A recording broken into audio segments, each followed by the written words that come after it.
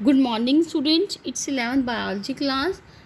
We have started chapter 13. आज का हमारा टॉपिक है dark reaction. Okay students, dark reaction start कर रहे हैं आज हम.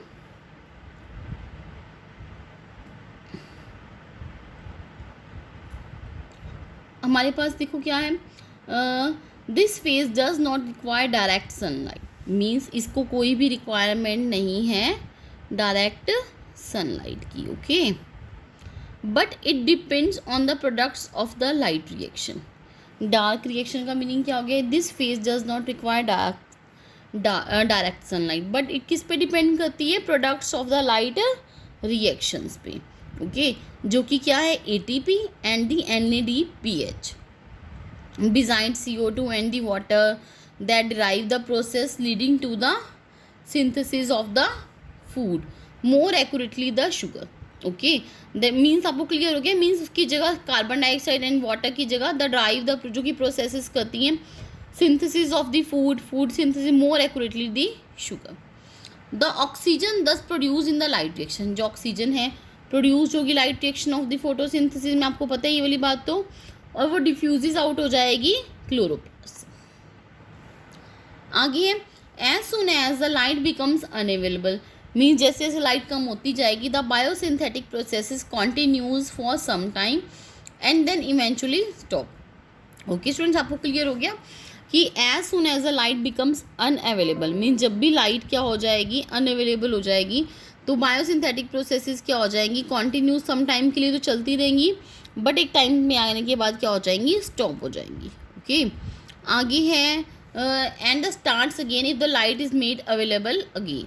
अगर लाइट दोबारा मिल जाएगी तो वो क्या हो जाएंगी? दोबारा स्टार्ट हो जाएंगी. Originally this process is known as the carbon fixation and the photosynthetic carbon reduction. Okay, ये कई बार क्वेश्चन पूछते हैं what is a PCR cycle. So ये आपको करना है जरूर है. देखो क्या है हमारे पास ऑरिजिनली दिस प्रोसेस को हम क्या बोला? कार्बन फिक्सेशन, कार्बन को फिक्स करना, और the photosynthetic carbon induction cycle. आगे देखो, these reactions are the sensitive to the temperature. जो ये रिएक्शंस हैं वो क्या है? सेंसिटिव हैं टू द टेम्परेचर चेंज पे, but are independent of the light. ये लाइट पे डिपेंडेंट नहीं है, हैंस कॉल्ड डार्क रिएक्शन. जो देखो स्टूडेंट्स आपको क्लियर हो गया ये वाली बात. जिन पे जो लाइट पे डिपेंडेंट है वो लाइट रिएक्शन है, जो लाइट पे डिपेंडेंट नहीं है वो क्या है? Dark reaction. This takes place, ये कहाँ पे होती है? Stroma of the chloroplast. ये कहाँ पे होंगे students? Stroma of the chloroplast. Thus assimilation of CO2 during the photosynthesis is of two main types हैं. C3 pathway. This pathway is followed by the plants when first product of the carbon dioxide fixation is a C3 acid. जो ये pathway है वो कैसे follow हो रहा है plants में? जो फर्स्ट प्रोडक्ट है कार्बन डाइऑक्साइड का वो क्या हो रहा है? फिक्स हो रहा है, जो कि C3 एसिड है, that is a PGA. C4 pathway. This pathway is followed और shown by the plant. जो ये वाला pathway है वो प्लांट्स में शो है, in which the first product of CO2 is a fixation. जो CO2 से फिक्स किया जाता है इज अ किस में? C4 एसिड में, that is the OAA. Student आगे हम कैल्विन साइकिल पे आगे इंपॉर्टेंट टॉपिक है Calvin cycle. C3 pathway. Okay students, this is a cycle biochemical pathway of reduction of the carbon dioxide or the photosynthetic carbon cycle which has discovered by the Kelvin. इस cycle को किसने किया था? Kelvin ने करा था. और ये क्या है? बायोकेमिकल पाथवे है जो कि कार्बन डाइऑक्साइड को कहते हैं रिडक्ट करता है और फोटोसिंथेटिक कार्बन साइकिल चलता है. ठीक है, मैं आपको दोबारा बता देती हूँ एक बार. This is a cycle biochemical pathway. एक तो बायोकेमिकल पाथवे है जो क्या करता है? कार्बन डाइऑक्साइड को रिडक्ट करता है, और फोटोसिंथेटिक, जिसको हम बोलते हैं फोटोसिंथेटिक कार्बन साइकिल. और ये किसने डिस्कवर किया था? कैल्विन में. The Calvin cycle runs in all photosynthetic plants. ये किस में चलता है? ऑल फोटोसिंथेटिक प्लांट में. नो मैटर दे शो, कोई मैटर नहीं है ये क्या शो करते हैं, C3, C4 any other pathway. It occurs in stroma of the chloroplast, ये कहाँ पे होता है, stroma of the chloroplast. Primary acceptor of carbon dioxide in the C3 pathway. After long research in conducting many experiments, it was concluded by the scientists. बहुत long research के बाद और conducting many experiments के बाद ये conclude कैसे करते हैं, साइंटिस्ट ने बताया C3 pathway. The acceptor molecule, जो एक्सेप्टर मॉलिक्यूल है वो क्या है, 5 कार्बन कीटोज शुगर है और राइबोलोज 5 फॉस्फेट है। कैल्विन और C3 cycle has the following 3 major step. देखो 3 मेजर स्टेप्स के बारे में हम पढ़ेंगे।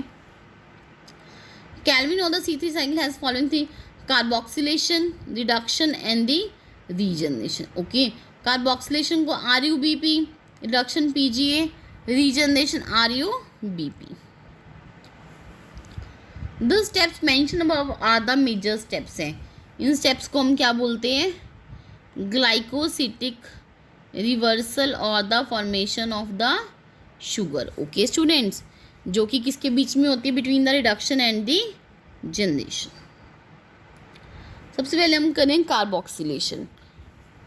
It is the most crucial step of the Calvin cycle है, in which the utilisation of carbon dioxide takes place. Carbon dioxide utilisation होगी for the carboxylation of RUBP।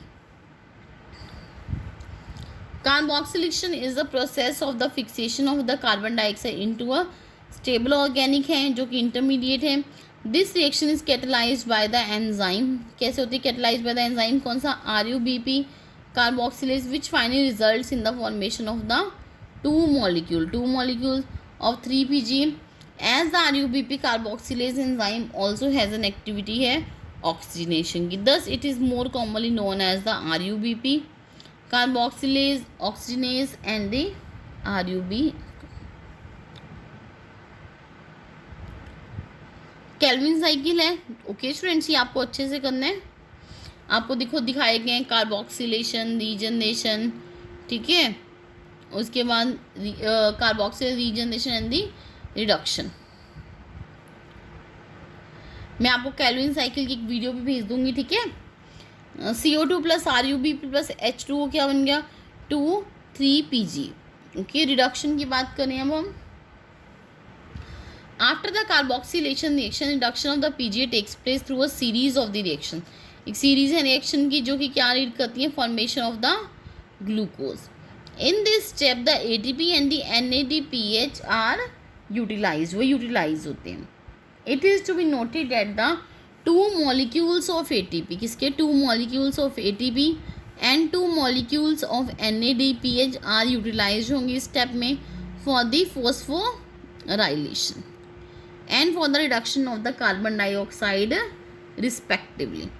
Hence the fixation of the 6 molecules of